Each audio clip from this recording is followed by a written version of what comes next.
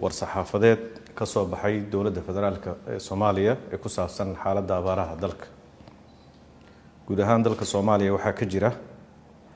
abaartii ugu darnayd muddo 40 sano ah, waxayna soo jiitamaysay muddo 2 sano ah oo dadka iyo dunyaduba ay la tacaalayeen. 6.9 ilaa qiyaastii 7 milyan oo qof ayay saameysay oo u dhiganta boqolkiiba 42 dadka Soomaaliyeed ee ku dhaqan Jamhuuriyadda Federaalka Soomaaliya. Waxay barakicisay abaartaasi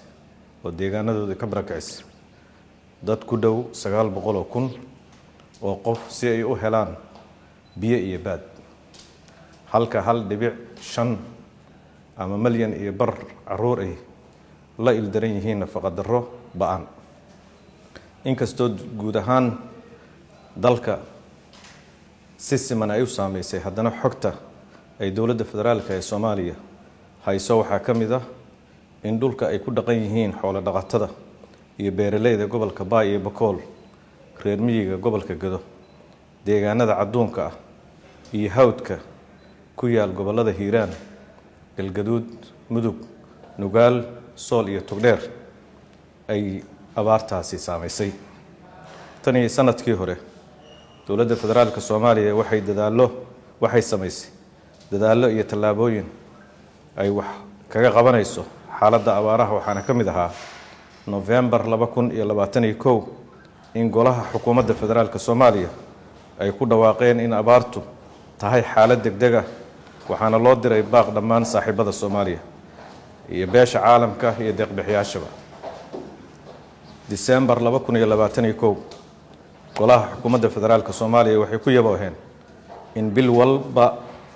20% laga jari doono mushaarkoodii loona isticmaali doono arrimaha gurmadka abaaraha. Hadda oo bisha September ay tahay 2022 ay gaartay lacagtaasi 750,000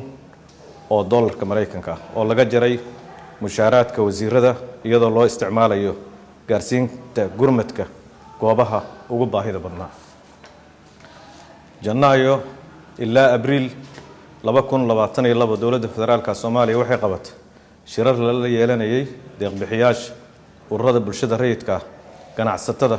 iyo culimada Soomaaliyeed si loo dardargeliyo gurmadka abaaraha inta aysan xaaladdu sii xumaan,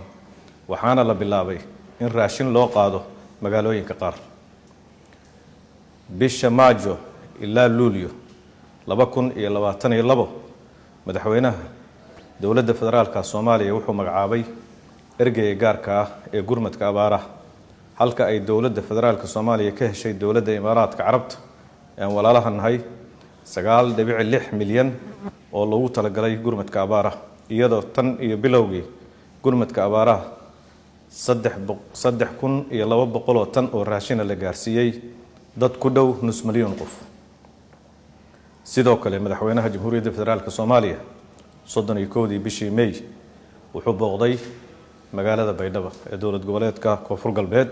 si loogu kurgalo xaaladda abaaraha. Sidoo kale madaxweynuhu 2 bishii Agost 2 bishii June wuxuu booqday sanadkan